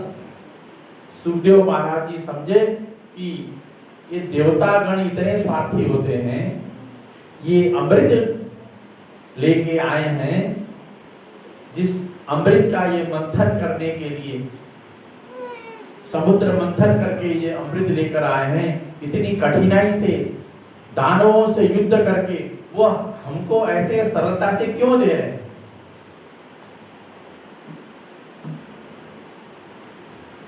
तो सुखदेव भगवान कहते हैं, को सुधा को कथा लोके को काचः को मणिन् महान् ब्रह्मरातो विचार्यैव तदा देवान् जहासः। सुखदेव भगवान देवताओं से कहते हैं, को कथा को सुधा लोके, कहाँ कथा है और कहाँ सुधा मतलब अमृत है। को काचः को मणि महान, कहाँ शीशा है और कहाँ मणि है। जो यह जो अमृत है, यह अमृत एक शीशे के समान है और ये जो कथा है यह मणि के समान है। शीशा और मणि में जो भेद अंतर है, वही अंतर किसमें है? कथा और अमृत।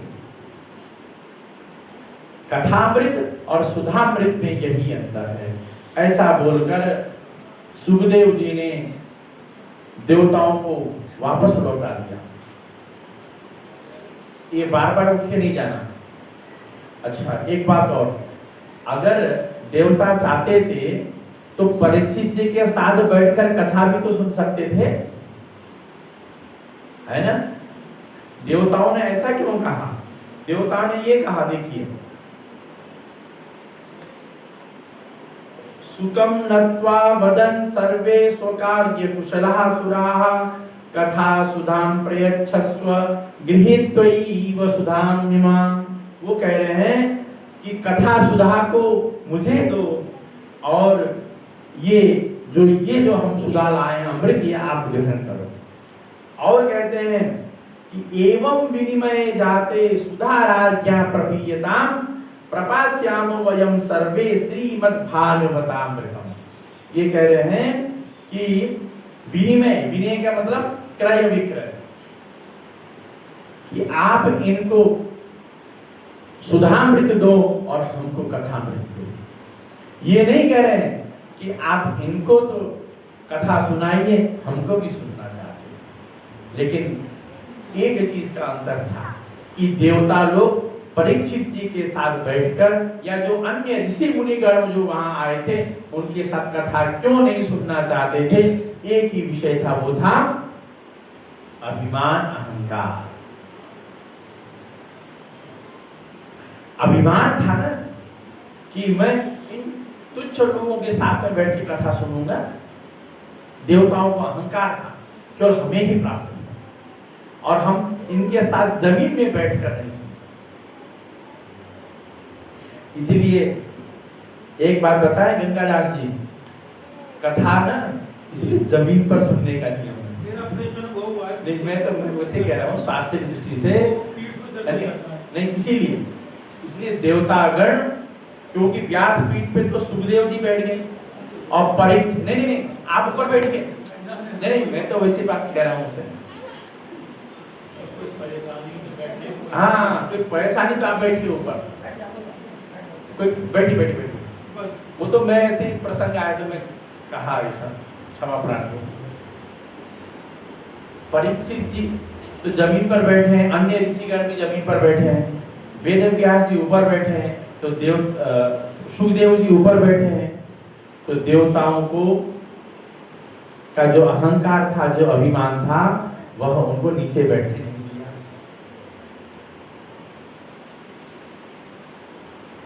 तो इसीलिए उन्होंने क्या देखा, ये अधिकारी नहीं है। अभी मैंने आपको 4 प्रयोजन बताया, विषय, संबंध, अधिकारी और प्रयोजन। तो सुखदेव जी ने देवताओं को कथा नहीं सुनाई। क्यों नहीं सुनाई? कि ये सुनने के अधिकारी नहीं है। क्यों? एक तो वो कथा खरीदना चाहते हैं, दूसरा वो नीचे बैठकर नहीं सुनना चाहते, और केवल खुद ही चाहते हैं, स्वार्थी हैं, केवल अपने लिए चाहते हैं, दूसरों के लिए नहीं चाहते हैं, इसलिए अधिकारी नहीं है। इसलिए उन्होंने क्या, अभक्तांस्तांश्च विज्ञाय न ददौ कथामृतम। सुखदेव जी ने ये जाना कि ये कौन है, ये अभक्त है। देवताओं को अभक्त कहा, ये भक्त नहीं है। ये लोग श्रीमद् भागवत की कथा रसपान करने के अधिकारी नहीं है, इसलिए इनको नहीं दिया। ठीक है? तो इसलिए और एक संबंध है, देखिए, परीक्षित जैसा श्रोता और सुखदेव जी जैसा वक्ता, एक तो यहां है कि नहीं, बताइए। परीक्षित जी जैसा श्रोता और परीक्षित जी जैसा श्रोता क्यों? अगर आज किसी को बोल दिया जाए कि 7 दिन बाद तुम्हारी मृत्यु होगी, आकाशवाणी होगी, अब वो भंडारा करेगा क्या? नहीं करेगा। वो अपना मुक्ति प्राप्त करने के लिए कि जिससे उसका कल्याण होगा उसके ऊपर उस विषय में वह चिंतन करेगा। परीक्षित जी ने राजपाट छोड़ दिया, सारे दायित्व छोड़ दिए, परिवार छोड़ दिया, राजस्व छोड़ दिया और सब कुछ छोड़ के वो कथा सुनने आए। लेकिन वहां जो अन्य बैठे थे उनको भय नहीं था, उनका वह उद्देश्य नहीं था जो परीक्षित जी का उद्देश्य था। जो अन्य ऋषिगण थे उनका वह उद्देश्य था ही नहीं, केवल मात्र परीक्षित जी का था। और परीक्षित जी और सुखदेव जी में एक ही अंतर है कि दोनों को गर्भ में भगवान ने दर्शन दिया।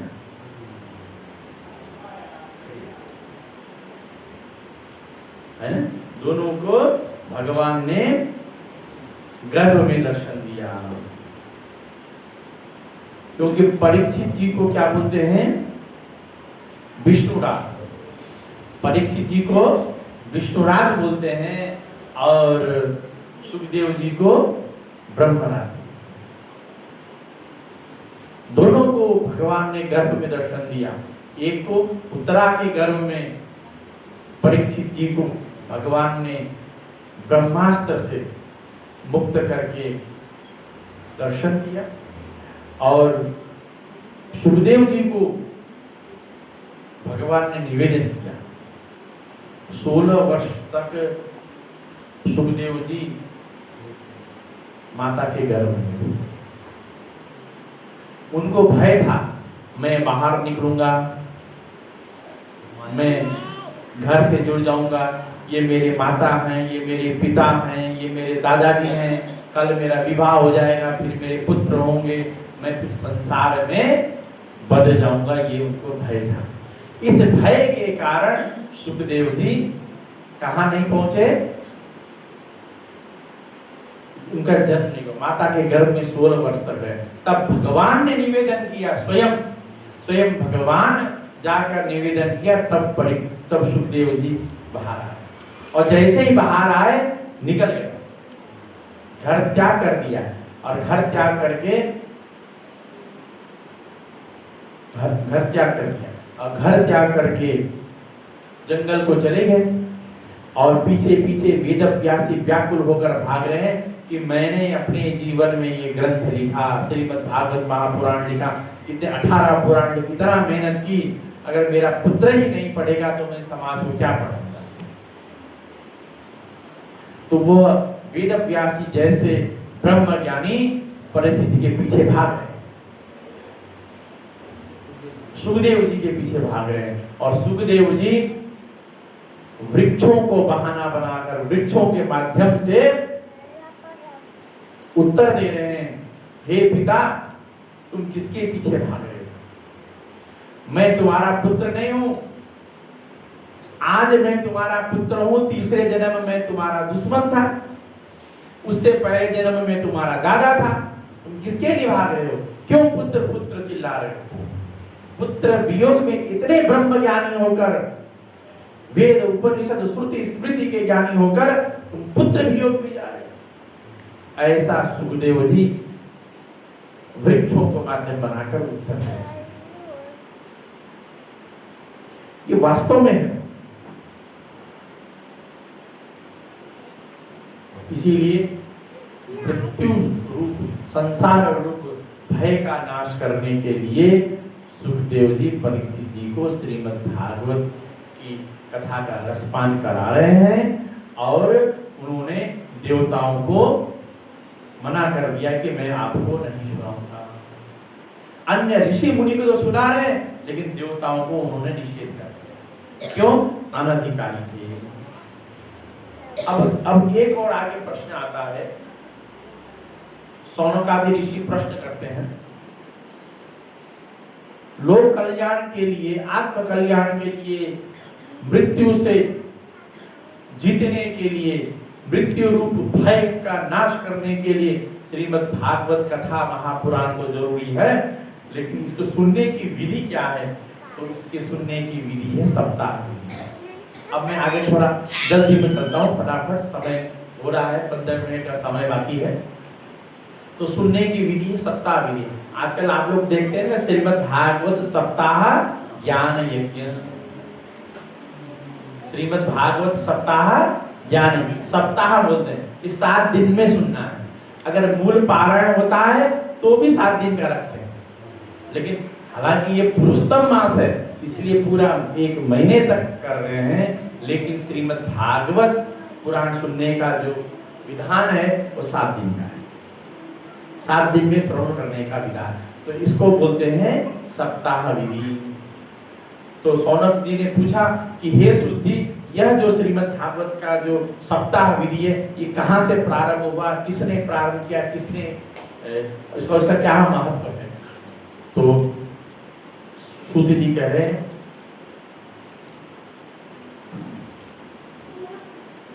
कि एक विधि तो आपने सुनी अभी कि भगवान के श्रीमुख से ब्रह्मा जी ने, ब्रह्मा जी के श्रीमुख से नारद जी ने, नारद जी के श्रीमुख से वेद व्यास जी ने, वेद व्यास ने ग्रंथ का शुरू किया। एक और दूसरी भी विधि है, वो क्या है कि सनक, सनंदन, सनत कुमार, ये जो 4 कुमार ऋषि हैं, इन्होंने नारद जी को सुनाया। नारद जी ने अपने पिता ब्रह्मा जी से तो जरूर सुना, लेकिन वह सप्ताह विधि से नहीं सुना। और जब सनक, सनंदन, सनत कुमार 4 मुनि कुमारों से, 4 ऋषि कुमारों से जब सुना, तब सप्ताह विधि से सुना। तो सप्ताह विधि का श्रवण करने का जो प्रारंभ हुआ वह किससे हुआ? हाँ, सनकादि 4 ऋषि मुनियों के द्वारा ही सप्ताह विधि का प्रारंभ हुआ। एक बार बदरिक आश्रम में नारद जी बड़े व्याकुल मन से, बड़े उद्विग्न मन से, पीड़ा के साथ में विराजमान थे। और वही बदरिक आश्रम में नारद जी की 4 ऋषि कुमारों से भेंट हुई।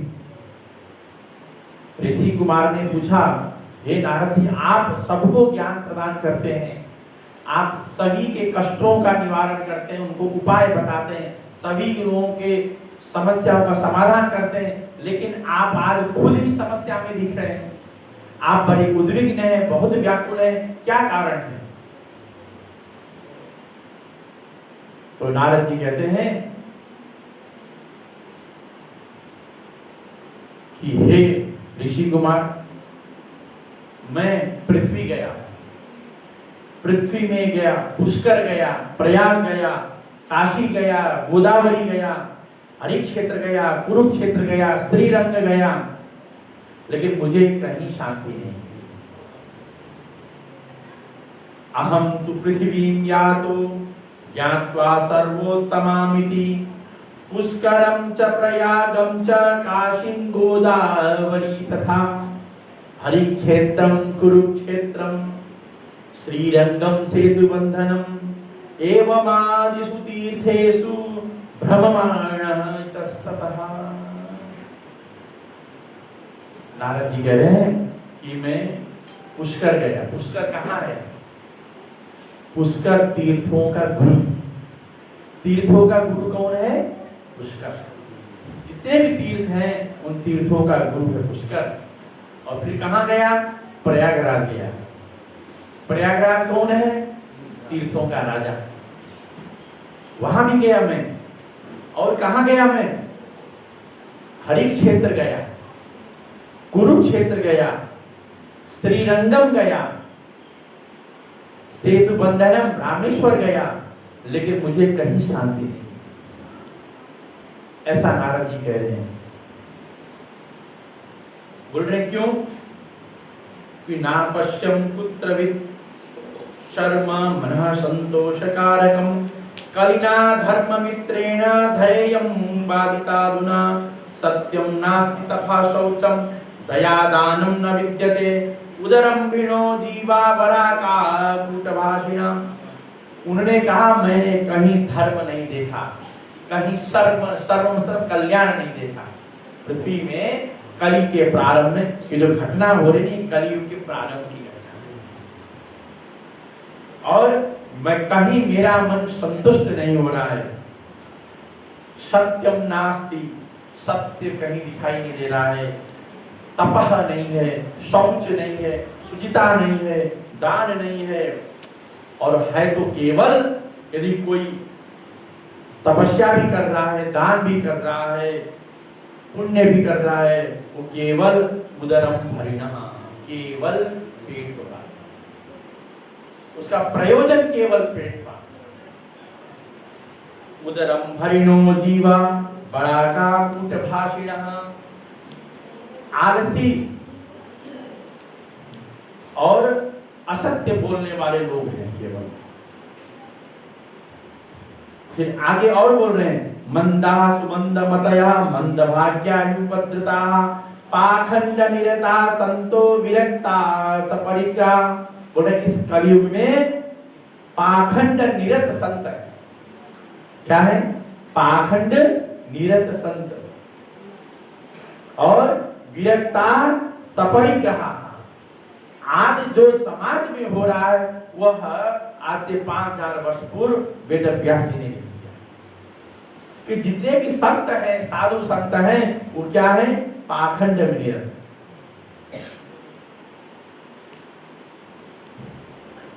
पा मतलब धर्म, पा मतलब धर्म, पा मतलब शास्त्रों में बताया जाने वाला कर्तव्य, उन कर्तव्य का जो खंडन करे उसे कहते हैं पाखंड। पा मतलब धर्म में किया गया आचरण, उस आचरण को खंडन करने वाला पाखंड है। आजकल पाखंड एक तो भरा है। आज समाज में क्या है? पाखंड है। जो जितना पाखंड करेगा वो उतना ऊपर जाएगा। और लिखा है विरक्ता सपरिग्रह, जो विरक्त है, जो सन्यासी हैं, वह परिग्रह, वो उतने लोग हिलाते हैं। और क्या करें? तरुणी प्रभृता गेहे श्यालको बुद्धिदायकः कन्या विक्रयणो लोभा दंपतीनां च कलकलम्। कह रहे घर में केवल स्त्रियों का राज है। आज की बात आ रही है घर कि जो स्त्रियां कहेंगी वही घर में होगा, है ना? कि जो पत्नियां हैं वो पति को नचाती है ना? ऐसा तभी तो घर में आजकल झगड़े हो रहे हैं, भाई भाई में झगड़े हैं। और आगे और बोल दिया श्यालको बुद्धिदायक, कि बुद्धि देने वाला कौन है? श्यालक। श्यालक मतलब शाला। लोभ इतना हो गया है कि आपस में दंपतियों में, पति पत्नियों में झगड़ा बढ़ गया है। नारद जी पूरी पृथ्वी का भ्रमण करते हुए कहां गए? सामान्य स्थल में तो गए, सामान्य स्थल में तो कली की दुर्दशा तो है, कली के द्वारा दुर्दशा तो है ही, लेकिन जो तीर्थ स्थल हैं प्रयाग, काशी, गोदावरी, पुष्कर, हरिक्षेत्र, कुरुक्षेत्र इत्यादियों में भी यही दशा। और तो छोड़िए, हम गृहस्थों की क्या बात करें, गृहस्थों की क्या बात करें, साधु संत भी ऐसे हो गए हैं। साधु संतों को भी क्या बात करें, ये तो विरक्त मतलब सन्यासी भी यही हो गए हैं।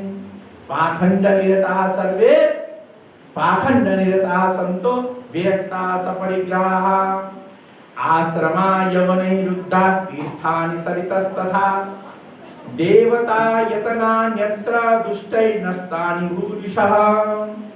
वो कहे आश्रम जो है वो आश्रम यवन है। यवन मतलब जो शास्त्रों को नहीं मानते हैं, उनके द्वारा आश्रम नष्ट हो रहे हैं, उन पे कब्जा हो रहा है, जहाँ पे साधु संत लोग रहते हैं। और जो देवता यतनानि, जो मंदिर हैं वो दुष्टों के द्वारा नष्ट हो रहे हैं।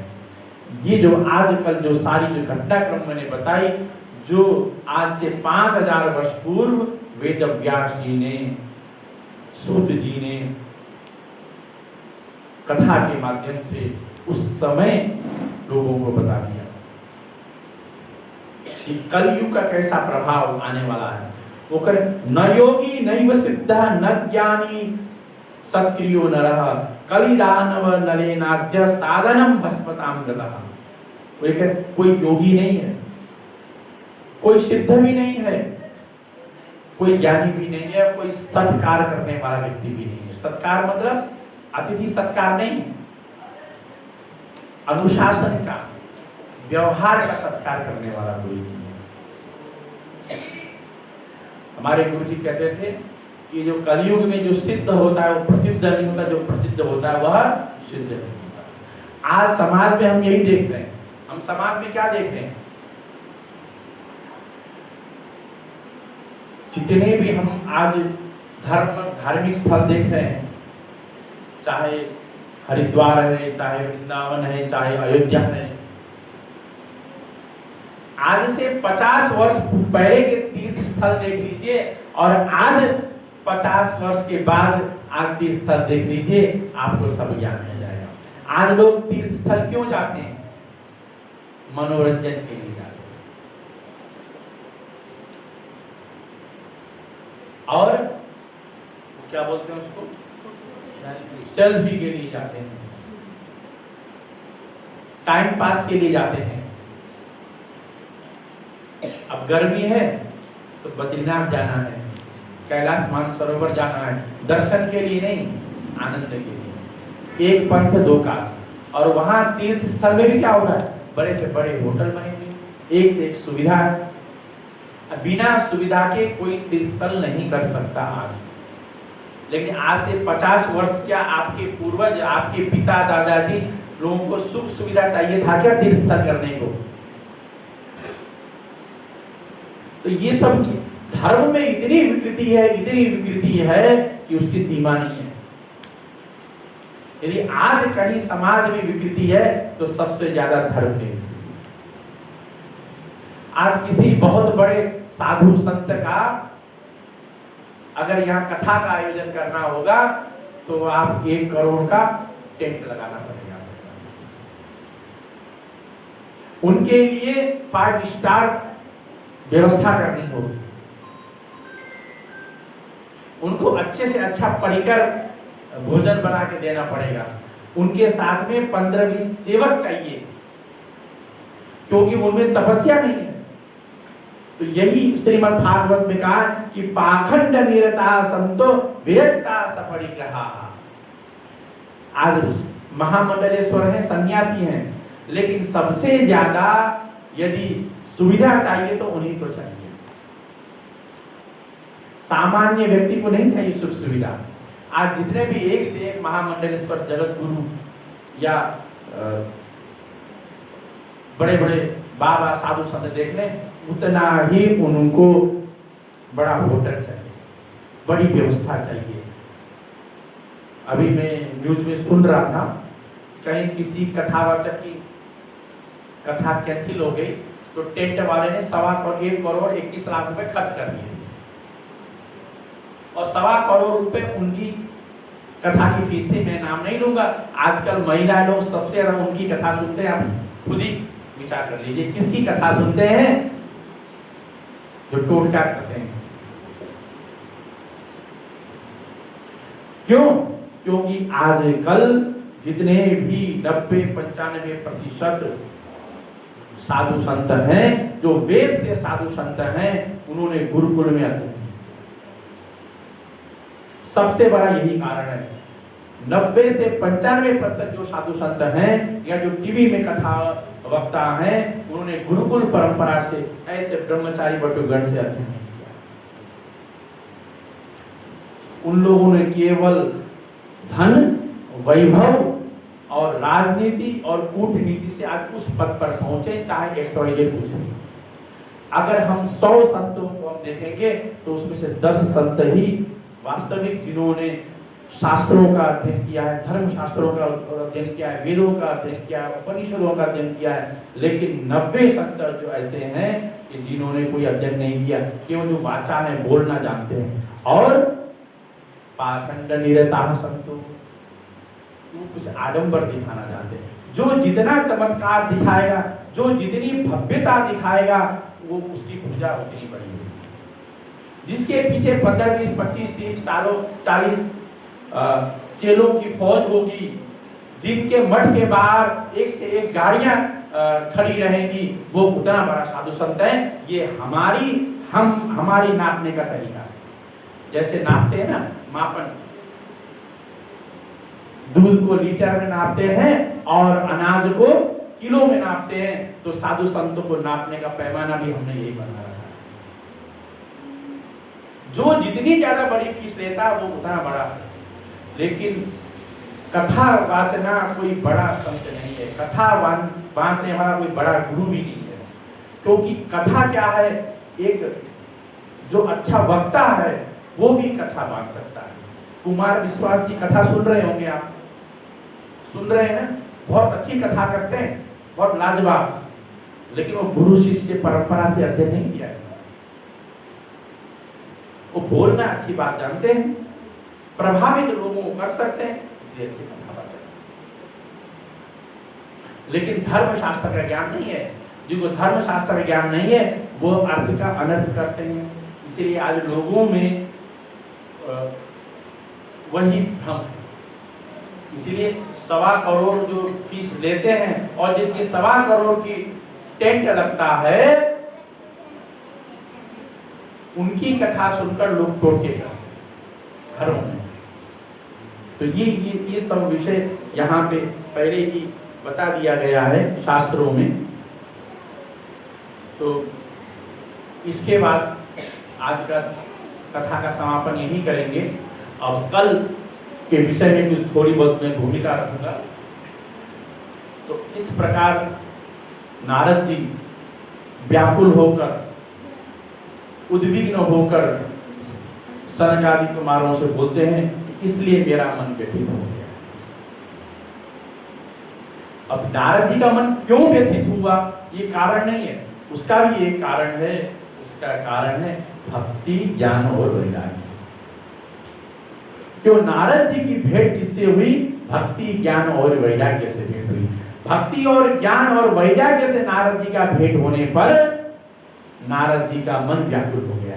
जब नारद जी का मन व्याकुल हुआ तो नारद जी उसका समाधान करने के लिए पुष्कर गए, प्रयागराज गए, हरि क्षेत्र गए। पुष्करम च प्रयागम च काशीं गोदावरीं तथा हरि क्षेत्रम कुरुक्षेत्रम श्रीरंगम सेतुबंधनम। और सब जगह घूमने के बाद नारद जी पहुंचे वृंदावन। कहाँ पहुंचे? और वही वृंदावन में नारद जी की भेंट हुई भक्ति, ज्ञान और वैराग्य। तो भक्ति और ज्ञान और वैराग्य के साथ में नारद जी का जो संवाद है वो बड़ा लंबा संवाद है, और कल हम इसकी कथा श्रवण करेंगे। कल भक्ति, ज्ञान और वैराग्य के साथ में नारद जी का संवाद और सनकादि कुमारों के द्वारा नारद जी को श्रीमद् भागवत की कथा श्रवण कराना। अभी मैंने प्रश्न पूछा था, तो नारद जी को कथा किसने सुनाई? तो कई लोगों ने कहा कि सनकादियों ने सुनाई, है ना। तो नारद जी ने दो लोगों से कथा सुनी। पहली किससे सुनी? पहले किससे? ब्रह्मा जी से। और दूसरी बार, तो पहली बार जब नारद जी ने कथा सुनी तब उसमें सप्ताह विधि नहीं थी। जब सनकादि कुमारों से सुनी तब सप्ताह विधि से सुनी। कि 7 दिन में कथा क्यों सुननी चाहिए, यह अब आ गया है। श्री कृष्ण गोविंद हरे मुरारे, हे नाथ नारायण वासुदेव। ओम हरे नमः।